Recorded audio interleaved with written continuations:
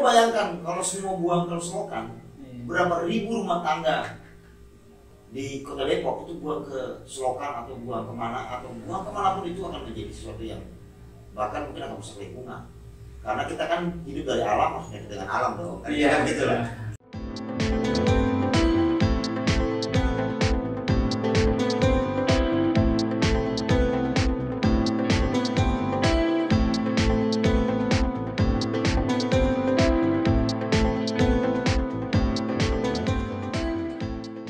Oke Bang, setelah tadi mendengar terkait dengan kebersamaan nih, ini betul-betul mantap banget nih tagline yang harus dijadikan contoh karena memang kebersamaan itu adalah awal dari kesuksesan, kira-kira gitu ya. Nah ini Bang, ini dari kebersamaan ini pasti timbul dong obrolan-obrolan ya kan ya. Itu pasti adanya kira-kira program atau mungkin pemberdayaan nih untuk masyarakat, baik itu pemberdayaan kebersamaannya tadi atau mungkin pemberdayaan ekonominya untuk masyarakat yang ada di situ di lingkungan Bang Iwan atau di lingkungan Pak RT. Ya, kira-kira begitu ya. Tentunya mungkin ada ya. Nah kita coba gini. Kebetulan saya ini ada sahabat. Iya. Sahabat saya kebetulan ini dia bermain di limbah. Tapi seru nih limbah rumah tangga. Oh iya, nah, iya. Sebenarnya ya katakanlah limbah minyak jelantah. Oh iya. Saya pernah mendengar juga Pak. Iya. Ini kan terkadang masyarakat yang jelantah itu kan hari ini. Ini kan menjadi barang menarik karena memang dia bisa difungsikan menjadi salah satu bahan baku untuk membuat biodiesel kan begitu kan. Oh iya. Maka kebutuhan itu akan bahan bakunya cukup melimpah, ya kan. Nah, lalu karena saking melimpahnya, kebutuhan akan melimpah, maka kemudian kan juga rumah tangga ini kan banyak, yang ibu-ibu masak dan sebagainya. Nah, dari situ saya kebetulan dengan salah satu perusahaan itu coba membuat kerjasama lah. MOU gitu ya. MOU lah gitu. Jadi saya kerjasama, tetapi ini tidak hanya untuk berlaku di wilayah saya, karena hanya di atas saya ini terlalu kecil lah kan. Untuk menyuplai kebutuhannya juga nggak cukup. Maka kemudian saya coba menarik salah satu anak muda yang terlibat di Karang Taruna ya di kelurahan saya, di Kelurahan Mampang itu saya bekerja sama juga dengan Karang Taruna untuk bisa menjalankan program ini, pemberdayaan ini. Kita sudah mulai, mungkin baru ya kurang lebih 1-2 minggu ke belakang lah. Itu kita coba melakukan pemberdayaan ekonomi, artinya pemberdayaan ekonomi juga peduli terhadap lingkungan. Kan banyak juga kadang-kadang ibu-ibu ini buang sembarangan, buang di saluran air dan sebagainya, atau kadang-kadang juga dibuang ke selokan dan sebagainya. Ini juga membuat limbah yang tidak sehat kan, atau dipakai berulang-ulang. Padahal sebenarnya ini kan juga menurut kesehatan yang saya baca itu ternyata juga menjadi sebuah penyakit, ya kan. Makanya kemudian bagaimana caranya ini limbah ini juga dapat bermanfaat. Lalu kemudian saya beli. Oh gitu Bang? Iya dong. Bisa ya. Beli, ibu-ibu ngumpul ini. Saya bilang sama ibu-ibu, jangan dibuang ya. Silakan dikumpul, diposkan di tempat kita. Ada namanya posko pengumpul jelantah, atau saya sebut dengan bank jelantah. Mungkin bisa jadi kita melihat banyak ada bank sampah dan sebagainya, ini kan juga limbah. Kalau gitu saya coba fokus di jelantahnya nih. Ya, kita bikin posko bank jelantah, lalu kemudian ibu-ibunya kita libatkan, mereka mengumpulkan setiap hari, kita bikin sistem buku tabungan.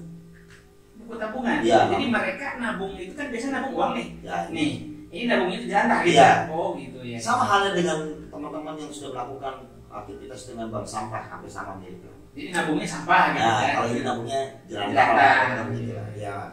Ini kan walaupun katakan ntar ini boleh jiplak segala macam ya. Kalau itu sesuatu yang baik dan bermanfaat untuk masyarakat, kenapa nggak kita lakukan? Karena memang gini Bang, gitu. Hampir banyak keluarga, termasuk mungkin saya sendiri ya. Saya sendiri kalau masak terus si jelantahnya itu bingung mau buang kemana Bang. Gitu. Karena di komunitas ini ada mungkin komunitas di berbagai daerah, tapi saya belum ngedengar di Sukma Jaya juga saya belum ngedengar tuh di lingkungan saya. Nah makanya saya Dan istri saya kalau habis masak nih kemungkinan besar itu saya buang ke wastafel bang. Itu tuh.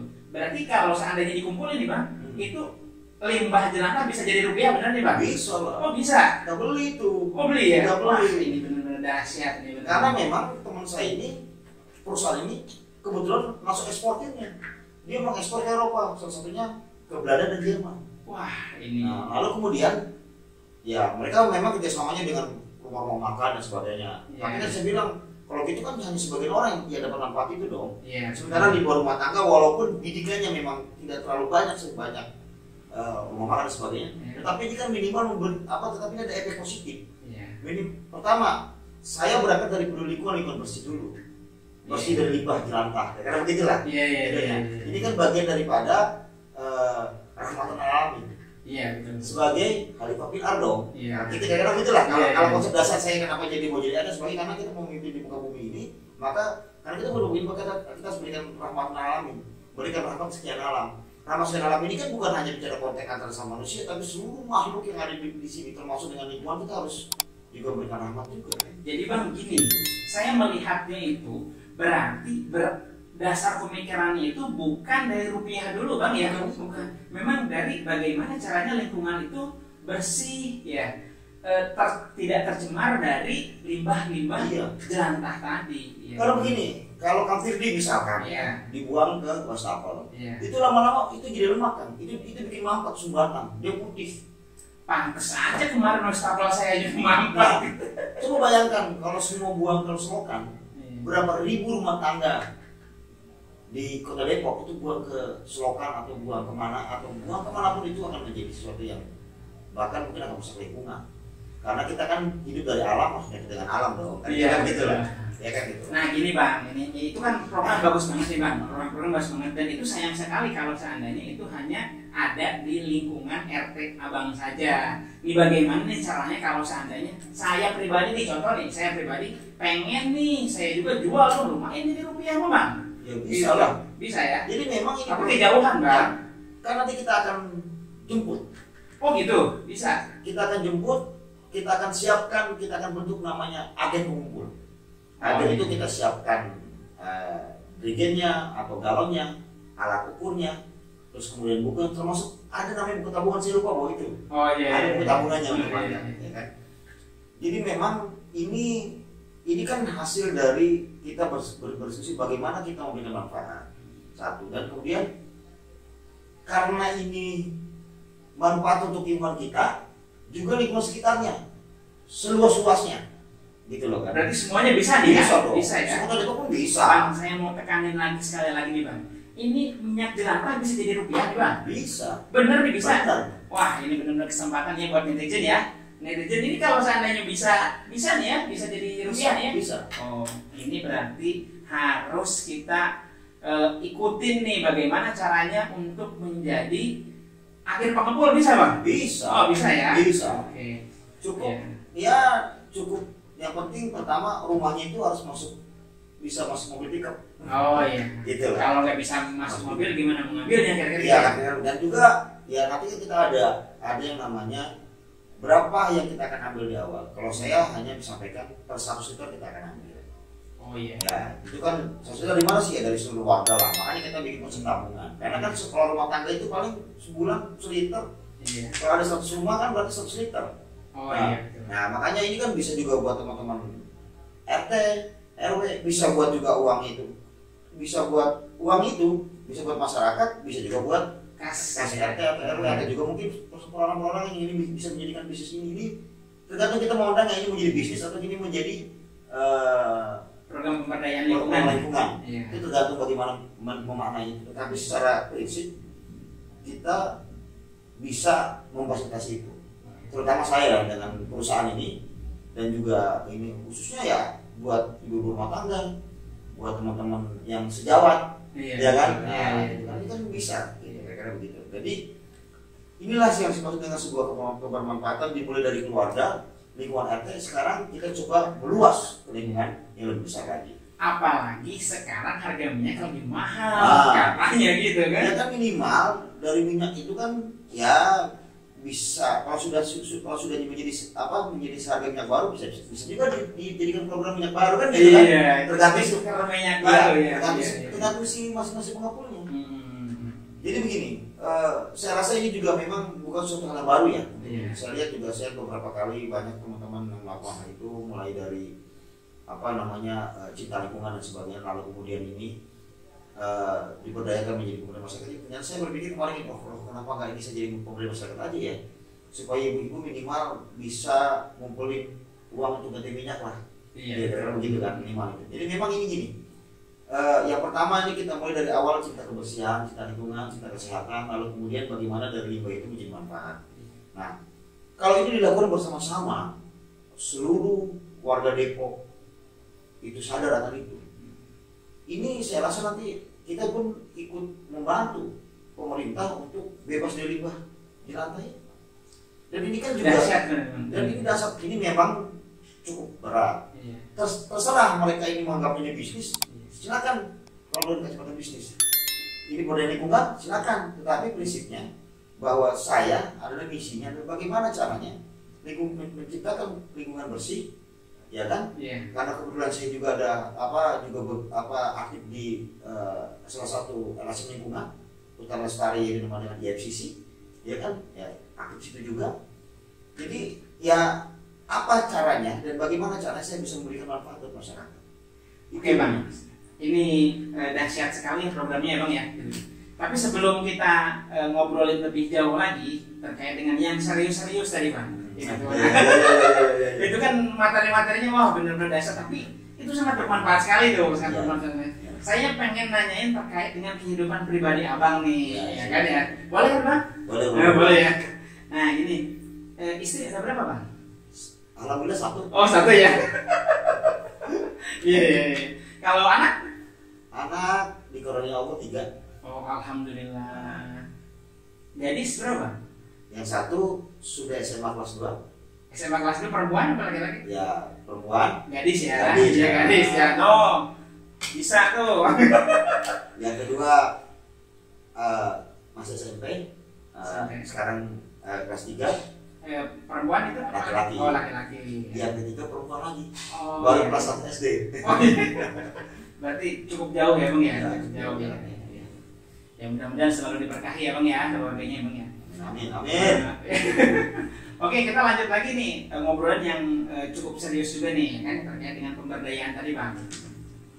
Nah, saya melihat itu tadi dari minyak jelantah peluangnya sangat besar sekali Bang, sangat besar sekali. Bukan hanya di ekonominya saja, tapi itu di lingkungan pemberdayaannya agar tetap bersih ya Bang ya, agar tetap bersih. Nah sekarang yang Abang lakukan nih untuk menyadarkan masyarakat nih Bang nih, jadi kan yang untuk menyadarkan masyarakat terkait dengan peduli lingkungan itu seperti apa sih Bang? Karena banyak banget yang bandel, apalagi aduh bener-bener dah, gitu kan masyarakat ya, gitu. Ya memang begini, yang namanya menyadarkan masyarakat itu kita mulai dari diri kita dulu pasti dong. Oh iya. Secara lingkungan itu kan dari diri kita. Iya. Ya kan? Sebagai pemimpin daerah. Ya, sebagai salah satu yang didaulat lah. Iya. Yang menjadi seorang pemimpin. Ya tentu dari lingkungan kita dulu dong. Dari diri kita, dari keluarga kita, lalu kemudian lingkungan kita sebagainya. Ya pertama kita ini banyak sekali soal yang jelas ini soal sosialisasi pengetahuan tentang manfaat maupun tentang manfaatnya maupun bahayanya minyak jelantah ini serasa kurang sampai ke masyarakat.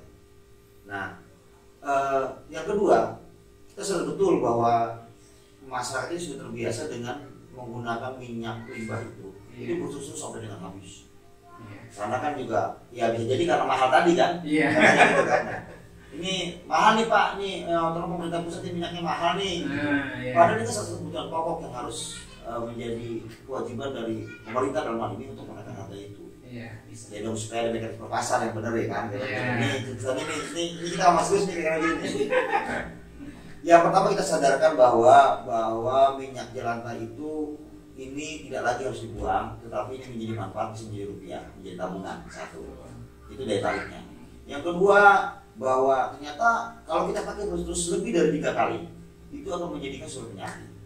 Itu hasil kesehatan menyatakan ada menjadi seperti jadi kanker, itu bahaya Pak. Terus kemudian bisa jantung dan sebagainya karena lemak yang jenuhnya itu minyak jenuhnya itu sudah terlalu tinggi kan. Yang saya baca nih ya, mungkin ada ahli yang menjelaskan kan. Tetapi kan saya yakin itu bahwa memang lemak itu memang kalau terlalu banyak itu berbahaya buat diri kita. Kan walaupun lemak itu bisa juga membuat kita menjadi gemuk, sehat kalau kita mampu mengelolanya dengan cara hidup sehat, gitu kan. Nah, ini kan perlu kita sampaikan ke masyarakat bahwa ada sisi manfaat dan sisi buruknya jelantah itu. Manfaatnya apa, buruknya apa dan memang ini perlu perjuangannya panjang ya, effortnya panjang untuk yakin. Jangan hanya bicara soal ini saya beli. Dibeli stiker cuma 6.000 misalkan, atau cuma 5.000 atau cuma 8.000 atau apa gitu. Saya nggak, itu kan macam-macam fluktuatif kan gitu kan. Nggak seberapa, tapi bukan itu yang harus kita berikan ke masyarakat, bahwa dengan Anda memberikan limbah kepada kita, Anda sudah membantu lingkungan bersih satu. Yang kedua, Anda mencintai bumi ini menjadi bersih. Cinta terhadap lingkungannya tentunya kan gitu kan. Ini yang paling penting untuk diri sendiri dulu tadi. Iya kan, itu kalau kanker kan gimana itu? Itu jadi rupiah juga itu di rumah sakit kan. Keluar banyak jadi kan. Itu begitu yang saya baca ya.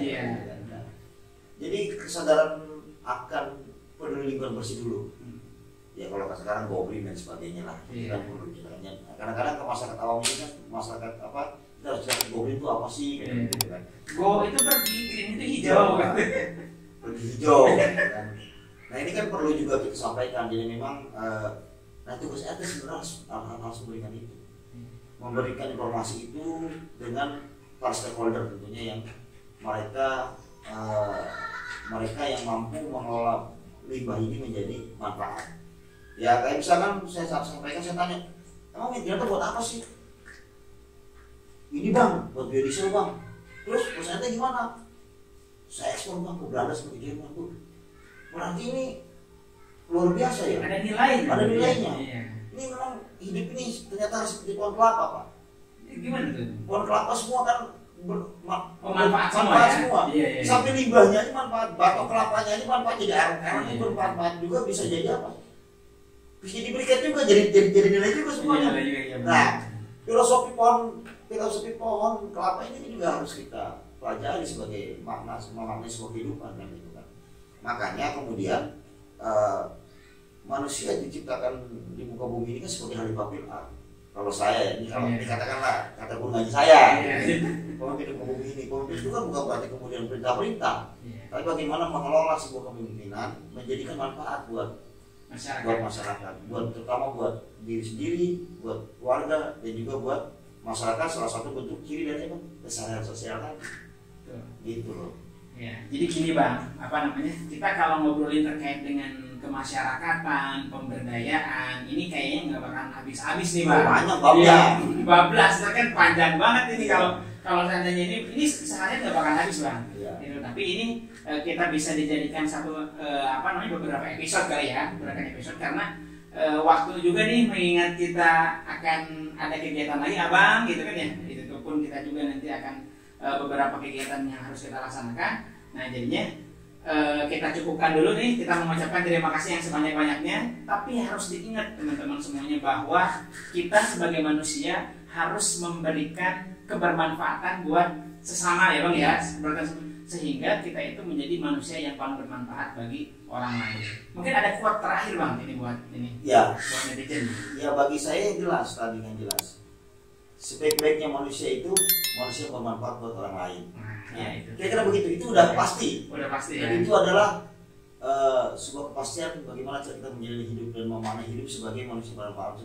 Sebagai dengan gini, kan hidup itu ada iman, ilmu, amal soleh dan amal maghfirah. Kan gitu. Nah amal soleh ini yang perlu ini, karena kan manusia itu kan yang saya yakini bahwa ketika kita nanti sudah tiada di dunia fana ini kan hanya 3 perkara kan. Benar nggak kan? Betul. Yang pertama adalah ilmu yang bermanfaat. Yang kedua adalah anak yang soleh, orang tuanya. Yang ketiga adalah amal soleh. Mudah-mudahan ketika kita memberikan manfaat ke orang lain daripada amal soleh yang saya sebut dengan kesalahan sosial tadi. Karena begitu. Dan ini adalah prinsip hidup kita dan prinsip saya ketika saya dinyatakan harus memimpin sebuah lingkungan. Mantap sekali. Oke, mungkin itu saja yang bisa kami bahas dari sama Bang Iwan sama Pak RT. Mudah-mudahan ini bermanfaat buat masyarakat semuanya. Dan terima kasih. Wassalamualaikum warahmatullahi wabarakatuh.